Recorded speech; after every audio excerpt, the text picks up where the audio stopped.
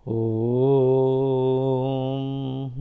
शं गच्छध्वं शं वदध्वं शम्भो मनंसि जानतां देवाभागं यथा पूर्वे सञ्जनाना उपासते। न्युज नेपाल टेलिभिजन हेरिरहेर बस्नुभएका सम्पूर्ण दर्शकवृन्दलाई यो बिहानीमा हार्दिक स्वागत छ। यो जीवन के छ? कोही 10 वर्षको हुनु होला, कोही 15 वर्षको हुनु होला, कोही 20 वर्षको होला, हामी कोही 50 वर्ष, कोही 70 वर्ष, कोही 90 वर्षको होला। आखिर यहाँ कालले त हाम्रो चुल्टो समातेकै छ। कति बेला आफ्नो तलवार चलाउँछ र यो जीवन अन्त्य हुन्छ।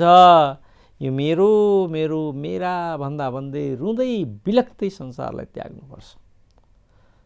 हामीले संसार मेरो हो भन्छौँ। तपाईको ब्याङ्कमा 1 लाख 2 लाख 10 लाख 50 लाख मेरो ब्याङ्क ब्यालेन्स छ भन्छ, तर ब्याङ्कले चाहिँ कहिल्यै पनि म फलानु मान्छेको हुँ अरूको हातमा जान्न भन्दैन। जीवनको यही दशा हो। काल रूपी जुन सर्प छ त्यो निरन्तर यसरी उभिएर बसेको छ। कति बेला ट्वाङ डस्छ र हाम्रो जीवन अन्त्य हुन्छ, हामीलाई थाहा छैन। यो जीवन भगवानको भजनको लागि हो, कर्तव्यपूर्ण जीवन बिताउनको लागि हो, मोक्ष साधनाको लागि हो। संसारका कर्म नगर, संसारमा धन नकमाऊ, केटाकेटीलाई माया नगर, दान दक्षिणा नदेऊ, आफ्नो कर्तव्य पालन नगर भनेर हाम्रा शास्त्रहरूले कहीँ पनि भन्दैनन्। तिनी कर्तव्य पनि हाम्रै हुन्, हामीले सम्पादन गर्नै पर्छ। फरक यति हो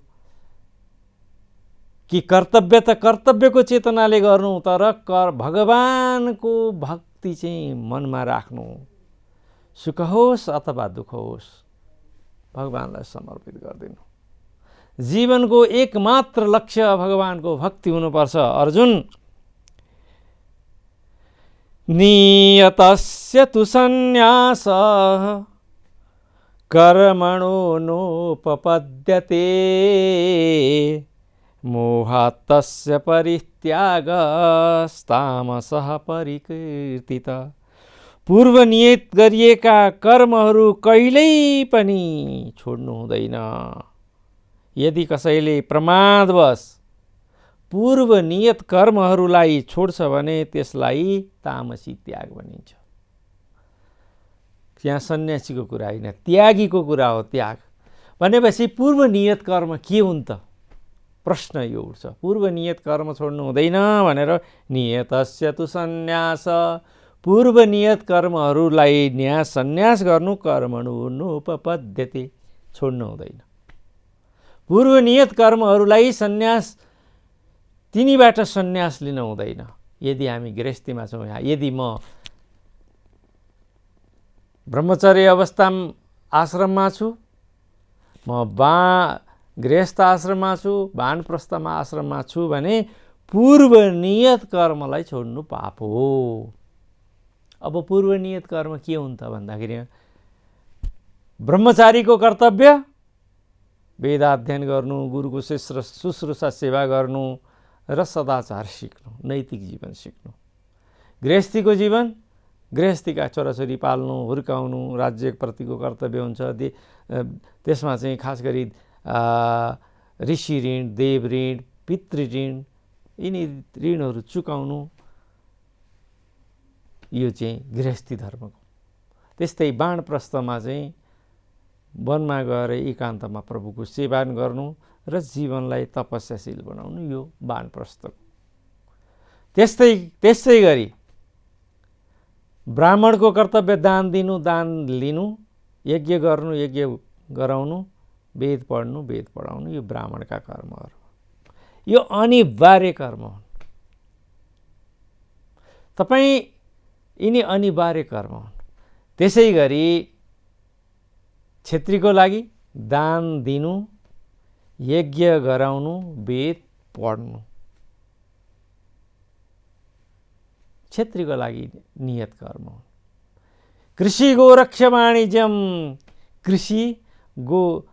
कृषि पेसा, गाई पशु पाल्नु, व्यापार गर्नु, यो चाहिँ वैश्यहरूको लागि पूर्व नियत कर्म हो र शूद्रहरूको लागि पूर्व नियत कर्म सेवा शुश्रूषा। भगवान श्रीकृष्ण भन्नुहुन्छ ब्राह्मणका रूपमा यदि तपाईँ गृहस्थ हुनुपर्छ भनेदेखि ब्राह्मणले गर्ने कर्तव्य र गृहस्थले जुन गर्नुपर्ने कर्तव्य हुन्, शास्त्रद्वारा नियत गरिएका कर्तव्य हुन्, त्यो कर्तव्यबाट गृहस्थीमा रहन्जरी तपाईँ वानप्रस्थ, गृहस्थ र ब्रह्मचर्य अवस्थामा रहन्जरी तपाईँलाई छुट छैन, त्यो गर्नै पर्छ। त्यो के त माथि भनिसक्नुभयो, भगवानले यज्ञ दान तप कर्म, यज्ञ दान तप गर्नै पर्छ र पूर्व नियत कर्म चाहिँ गर्नै पर्छ। अन्यथा यदि त्यो कर्म नगरेर, पूर्व नियत कर्म नगरेर म त्यागी बने भनेर भन्नु भने त्यस्तो कर्म चाहिँ तामसी त्याग हो, त्यो चाहिँ सात्विक त्यागमा गनिँदैन। किनभने उसले आफ्नो कर्तव्य छोड्यो। जब हामी आफूले कुनै कर्तव्य छोडेर त्यागी बन्ने घोषणा गर्छौँ, त्यो त्याग उचित हुँदैन, त्यो त्याग संसदीय हुँदैन, त्यो त्यागले मोक्ष प्राप्तिको बाटोमा, सुख शान्तिको बाटोमा, सच्चिदानन्दको बाटोमा हामीलाई डोर्याउँदैन। त्यसले चाहिँ के गर्छ, मैले अघि भनिसकेँ कि आजभोलि ठुला ठुला सन्यासी छन्, औषधि तिनैले खानुपर्छ, चिन्ता एउटा चेलाले नमस्कार गरेन भने रिस उसैलाई उठ्छ। सन्यासी भइसकेपछि किन चेलाको नमस्कार चाहियो? आजभोलि त साँच्चै भन्ने भने दुर्भाग्यवश बलात्कारीहरूलाई पनि अझै पनि पूजा गरिने चलन छ। सन्यासी एउटा सामान्य गृहस्थी मान्छे बलात्कारी भएको भएदेखि त छुट दिनु हुँदैन, राज्यले कठोर दण्ड दिनुपर्छ भनेदेखि संसारलाई त्यागेका सन्यासी साधु सन्त बनेका मान्छेहरूले बलात्कार गरेर जेलमा छन्, अपराध गरेका छन्, त्यस्तालाई पनि बुझ्ने हाम्रो कस्तो समाज हो। कहिलेकाहीँ आफैलाई रिग्रेट हुन्छ। भनेपछि जुन व्यक्तिहरूले आफ्नो पूर्व नियत कर्म छोडेर नक्कली सन्यासी लिन्छन् नि, उनको गति यही हुन्छ। देख्न त समाजले देख्दाखेरिमा ऊ ठुलो साधु देखिन्छ, सिद्ध देखिन्छ, तर उसले के आफूलाई ढाँट्न सक्छ? संसारलाई हामीले सबैलाई ढाँटौँला, के मैले आफूलाई ढाँट्न सक्छु? के तपाईँले अरूलाई आफैलाई ढाँट्न सक्नुहुन्छ? सक्दैनौँ हामीले।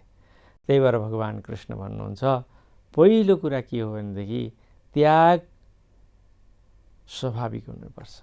आफ्ना पूर्व नियत कर्म गृहस्थीले गृहस्थोचित धर्म पालन गर्नुपर्छ र यदि गृहस्थ ब्राह्मण छ भने ब्राह्मणलाई तोकिएको कर्म पनि उसले गर्नै पर्छ। यदि गृहस्थ छ ऊ चाहिँ क्षेत्री हो भने क्षेत्रीलाई त कर्तव्य जुन तोकिएका छन् त्यो गर्नै पर्छ र गृहस्थीको कर्म त ब्राह्मणलाई र उसलाई समान नै हुन्छ। यो हाम्रो समाजको व्यवस्था हो।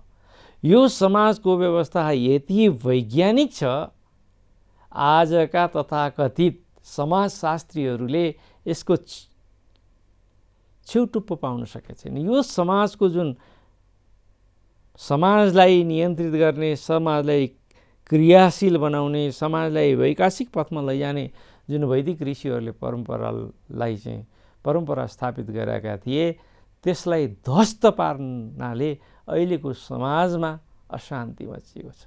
ठिक छ, विज्ञानले विकास गर्नु राम्रो कुरा हो। अहिले हेर्नुहोस् त, आज पानी झमझम पर्ने बेला विश्वमा खडेरी परेको छ। विज्ञानको विकास त मान्छेले गर्यो, तर मान्छे यति स्वार्थी र आफूमा अध्यात्म रहित भएको नाताले आफूमा केन्द्रित भयो कि उसको क्रियाकलापको कारणले मान्छे प्राणीको अस्तित्व त खतरामा पर्यो। मान्छेले गर्ने तथाकथित विकासको कार्यमा आफ्नो कुनै पनि योगदान, आफ्नो संलग्नता नभएका 84 लाख प्राणीहरूको जीवनलाई पनि यसले खतरामा पार्थे। के काम यो विकासको? मङ्गल ग्रहमा गएर माटोको डल्ला ल्याएर पनि हामीलाई के काम छ? ठिक छ, ल्याउनु राम्रो हो, ल्याऊ, विकास गर, तर तपाईँको क्रियाकलापले, मेरो क्रियाकलापले यदि विश्वका अन्य प्राणीलाई असर पर्छ, प्रत्यक्ष असर पर्छ र तपाईँको आफ्नो पनि अस्तित्व खतरामा पर्छ भने त्यस्तो विकासको कुनै अर्थ छैन। हामी चन्द्रमामा पुग्यौँ, मङ्गलमा पुग्यौँ, वहाँबाट माटो लिएर आयौँ, राम्रो काम हो।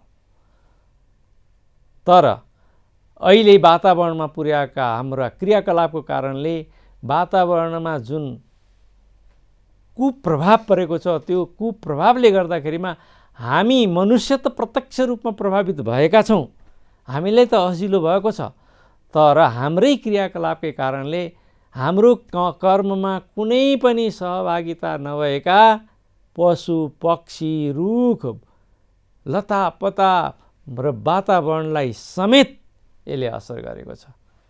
त्यसको पापको भागीदारी हामी हुने कि नहुने? यो किन भयो भनेदेखि हामीले ब्राह्मणको रूपमा गृहस्थ जीवनलाई पालन गरेनौँ, क्षत्रियको रूपमा गृहस्थ जीवनलाई पालन गरेनौँ, वैश्यको रूपमा गृहस्थीको कर्तव्यलाई हामीले पालन गरेनौँ, शूद्रको रूपमा गृहस्थीको कर्तव्यलाई हामीले पालन गरेनौँ। ब्राह्मण त्यो हो जसले वेद जान्दछ, वैश्य त्यो हो जसले रक्षाको विज्ञान जान्दछ, क्षत्रिय त्यो हो जसले रक्षाको विज्ञान जान्दछ, वैश्य त्यो हो जसले व्यापारको विज्ञान जान्दछ, शूद्र त्यो हो जसले सेवाको विज्ञान जान्दछ। आजभोलि संसारमा सबैभन्दा बढी विकसित भएको सेक्टर के हो भनेर सोध्यो भने सर्भिस सेक्टर हो। खास गरी नेपालमा त सर्भिस सेक्टरको कुरा, यहाँ उद्योग त छैनन्, उद्योग धन्दा कल कारखाना त छैनन्। अहिलेको नेपाली समाज शूद्रको समाज हो। शूद्र कुनै जाति विशेष होइन, जाति विशेष देख्नु दुर्भाग्य हो, नहुनु पर्थ्यो छ। तर पनि श्रीमद् भगवद् गीताले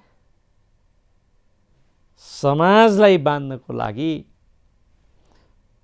जुन नियमहरूको महाराजा मनुले स्थापित गर्नुभएको थियो, त्यो लका अनुसार हामी हिँड्यौँ भनेदेखि हामी पनि सुरक्षित रहन्छौँ। यो जीवन यो सृष्टिका अन्य प्राणीहरू पनि सुरक्षित रहन्छन् र सृष्टि पनि सुरक्षित रहन्छ। र ब्राह्मणहरूको लेणेढिप्पी, विद्वानहरूको लेणेढिप्पीले गर्दाखेरिमा साँच्चै भन्नु भने सबैभन्दा नराम्रो काम त अहिले ब्राह्मण अर्थात् बुद्धिशील जो चाहिँ बुद्धिमा बाँचेका छन् तिनीहरूको तथाकथित उद्योगको विकासको महत्त्वाकांक्षाले गर्दाखेरिमा मानव प्राणी र अन्य प्राणीहरू सहित सम्पूर्ण पर्यावरण विश्वलाई खतरामा पुगेको छ। र यस कारणले यो तामसी दान, तामसी कर्म हो।